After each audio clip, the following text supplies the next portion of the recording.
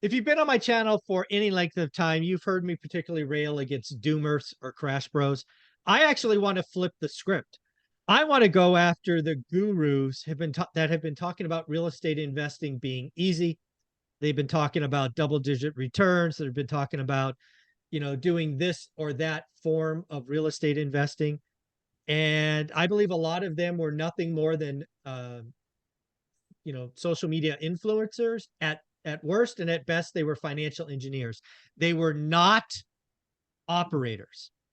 And I believe what happened over the last 2 or 3 years, just because a window of time of rates going lower, QT, all that stuff happening, they were made to look like geniuses. They could flaunt a great lifestyle with the fancy cars, the fancy watches, the fancy vacations. Folks, that time is over. And I look forward to many of these financial engineers going bust. Unfortunately, they will take a lot of LP capital with them. But yeah, this situation that we're going to go through, the survive to 25. Now I hear from Goldman Sachs, survive till 2027. Ouch! It's going to take a lot of financial engineers out who couldn't operate a building, operate an Airbnb to save their life. So I look forward to what is coming. We've got my good friends Matt and Dion here with me. Dion, what about you? What's going on? What do you think? So the first thing I want to do, if we're going to talk about gurus, is there's, I think, three different types. Okay. And the litmus test on whether it's a guru or somebody you should follow, because originally guru meant that's the person you get the information from. Now the fake guru, they remove the word fake and they just say guru when they're talking about somebody you shouldn't follow. So it's kind of shifted what the word means. It's if somebody's creating content on a specific subject, if you took away their content, are they still successful? Yeah. Right? The real estate investor is teaching how to invest in real estate, but all of their money comes from their YouTube channel or their courses or whatever. Are they successful with real estate? Yes or no? So the litmus test is, if we can remove their content, would we still want to know what they're doing? Mm-hmm. The second thing is, there are gurus, like you said, that for a decade now have had an uptrending price market with a downtrending rate market. So flips, burrs, all those things where if you made massive mistakes with your timeline, your rehab estimates, your ARV, and you waited, the market covered up your mistakes. So you could then go, hey, look at how amazing I am. I've done this many flips and this many burrs and made this much money. I mean, it was all done wrong. And in a market where the market wouldn't fix it for me, I would have lost everything. And then the other thing is when they make it look easy. Right. My goal is I'm talking to people in the parking lot, trying to get them into the sports stadium so you can get them onto the field with Matt. And so we kind of collectively talk often about how the first 5 years suck. Right. And a friend of mine, Frank, actually mentioned one time, he said, I'm investing in real estate. He actually just closed on 2 recently. He's doing awesome. But he said he almost didn't start in real estate again because we kept saying how much the first 5 years suck. And you have to be transparent. It's going to be slow. It's going to feel like you make mistake after mistake. And then we've made some videos on, hey, look at the next 5 years. Yeah. But it's totally worth it, right? So when we're talking about the gurus that are out there, did the market make them? Did their content make them? And if you can find a way to filter past that to what will work in your market, with your assets, with your goals, then I think it's a lot easier to pick who you get your content and your information from. Yeah, Matt, when I look at what we're doing, right, Dion's getting people, the drunk idiots, out of the parking lot in the stadium. I get them out of the stadium on the field. And I think about all the fake gurus and financial engineers.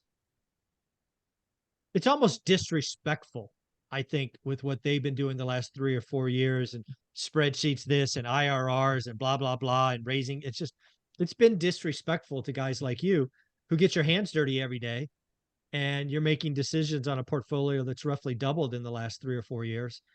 And the good news is the party's over, and a lot of them are going to get arrested, and either arrested for real, like wear the orange jumpsuit, or arrested and kicked out and they got to go do something else. So I think the fraudsters and the gurus who are nothing more than, social mediaites, are going to go bust, and guys like you uh, are really going to stand out, I think. I mean, thanks for saying. I hope so. I mean, Yeah. you always, I invest conservatively, and that's not to say that, every deal has to be a home run. But when you get deep in your investing career, every deal ends up being a home run because you know that much more about the game. It's, Barry Bonds, aside from the juice, he can hit a whole lot different pitches. And when you look at it, he would finish the year with 170 hits and 73 were home runs. Right. Like, that's what the elite guys get to, right? Is that they just get to a lot more of those balls get out of the park. So the way that I look at the gurus, it's a challenge. Like, they were reporting the numbers, right? But they were selling the dream. And the challenge with selling the dream is that to the layman, or even to the slightly educated about the market, they can get on board with the logic that was used. So I feel bad for those people. But for me, I invest my money the way I want to invest my money, and I am the one who invests it. And so that's why the stock market doesn't work very well for me. So I think that from a guru perspective, it's tough. I mean, I feel bad, because a lot of people are going to get hurt. And especially like Mike, you saw the ones, and I would like take screenshots and I'd send them to you. 67% IRR. No, it's not. No, it's not. It's not. It's not. No, it's not, because it got increasingly worse. So Yes. I've been an accredited investor for over a decade. Yeah. And I was getting syndication offers 5 or 6 years ago, pretty sporadically. Like, they didn't come around very often. Oh, dude, it's nonstop. Dude, it's not. I might get 3 a Nonstop. day. Right. It's a There was lot. a time I bet you I was getting 3 a day from It's a lot. these folks that aren't operators. They're not I mean, they haven't even owned a rental home. No. And they're talking about buying 400 units in, pick a state. I'm like, really? And the worst part is they were getting the money. Yeah. They were getting, and the worst of the worst is if they moved early, they didn't even have to complete the project, right? The biggest sin is they buy a building, 400 units, they flip 50, or they turn 50 of them, they prove they can raise rents, and then they sell it to the next sucker and the next sucker. Mhm. Unfortunately, that made some people look like geniuses Oh yeah, for sure. who got Yeah. lucky. Yeah, sure. And then they attract, it's the party is over. The police have been called. And there's a lot of people that lost money that don't know it. And there are some people that are going to go to jail. I'm hearing more and more folks who have taken money from one syndication to bury the sins of the others, which you can't do. There are going to be people going to jail over this. And frankly, they deserve it. I like what Thatch says. The bigger the name, Bigger the name, deal. the lower the return. Exactly. That's the win for the win. Yeah, so let's flip the script. You can't undo the history if you're committed to one of these deals or fraudsters. I don't know. I'm sorry. Good luck. I don't know what to say. But what I hope people realize, especially if Goldman Sachs is right, and we don't have a normal housing market, normal defined as transactions equaling 2019 until 2027. Think about that. 2027. Yeah, it's years. That means we have 4 or 5 years where good operators win. And I know what all three of us do day in, day out. I know what we're tackling. I know what we've been sharing for 11,000 videos. I feel really good about where we are. Yeah, I feel really good about where we are. Because again, we don't sell the dream. It's not easy. It takes work. It takes discipline. It takes focus. The 5 years suck, but the next 5 are worth it. I think we say the right thing. We have just unfortunately been overrun by the easy button, which we all three of us knew was crap. But now the easy button's going to, prove losses, and some people will go to jail. So Matt, bring us home, and where can people find you? I think you're going to see it across the board. Everybody wants easy money, right? And this generation coming out of high school and college, sweet Lord, do they believe in easy money? More the early 20s, I think, actually. They really believe because, everything is so transactional, right? Like crypto. Like, I'm a crypto trader. Congratulations. Well, I don't know if you saw it. I actually just saw it. It looks like the first Bitcoin ETF may be coming. So Bitcoin's up like 5 or 6% today. Grayscale, I think they're saying. But anyways, I digress. But that kind of idea, right? And Yeah. that's the Cadillac of digital, right? Sure. And so you've got all these others, but yeah, I mean, I think at the end of the day, everybody wants a get rich quick scheme as opposed to a get rich for sure scheme. You know, for them, you try and put it into perspective and you try and tell a 22-year-old, this is a get rich for sure scheme, right? And they're like, how long does it take? 10 years. And the way that they reflect on that is 10 years. That's half my life.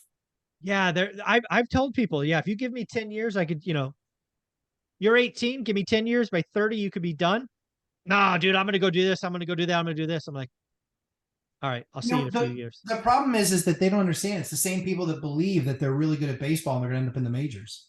Mhm. The list is Yeah. so small of people that turn that into crazy money, right? And it's almost always the people in the beginning. So I hope it doesn't turn out as bad as I think it will, but we all know how debt works, and we all know that those syndications, most of them are fully layered with a lot of debt, and that's going to start to reset. Now, when it resets, let's also be honest. There are banks that will try and kick the can down the road. There are. Yeah, yeah. I'm actually talking offline to lots of Me folks, too. both in the lending area, and certainly extend and pretend, kick the can, whatever you call it, is there. Yep. But a lot of the people I'm referring to, the banks will kick them out. They will change As the operator, operators. Yeah, yeah, sure, of course. Yep. right? I So, agree. where can people find you? Lumberjack Landlord on YouTube and Instagram. And I got asked on Sunday, they were just like, what does your day look like? And I was like, I don't do hustle porn. And, Yeah. and they're like, come on. And I was like, all right, fine, I'll do it. Because that's what everybody asked for. And so I posted on my Instagram what my actual day was yesterday. So if you want to know what a day of a larger real estate investor looks like, and I'm not saying large based on number of units, I'm saying large because I'm big. Check it out. It's on Lumberjack Landlord on Instagram, and Sunday's live stream show at 11:30 a.m. Eastern time. Awesome. Dion, closing thoughts, and where can people find you?